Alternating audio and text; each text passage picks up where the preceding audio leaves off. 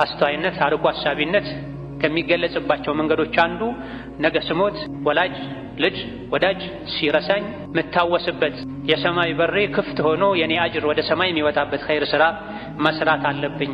አፈር ላይ ስተኛ የዱንያ ስራዬ ሲቆም ወዳጅ ሲዘነጋኝ የቀብር ቤቴን የሚያሞቅልኝ ስራ መስራት አለብኝ ብሎ እዚሁ በራስ እጅ የአኺራ ቤትን መስራት በራስ እጅ ኸይር መዝራት ያስፈልጋል። ይህ በሸሪዓው አነጋገር ወቅፍ የሚባለን ስራ በመስራት ወቅፍ ላይ በመሳተፍ የሚሳካ ዓላማን በዘመናችን ያሉ ዘርፈ ብዙ የኡማውን ችግር ከሚቀርፉ መፍትሄዎች አንዱ ወቅፍ ነው።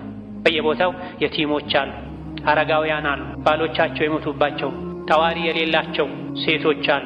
ኡማውን ለማገልገል መቋቋም ያለባቸው ተቋሞች አሉ፣ ድርጅቶች አሉ።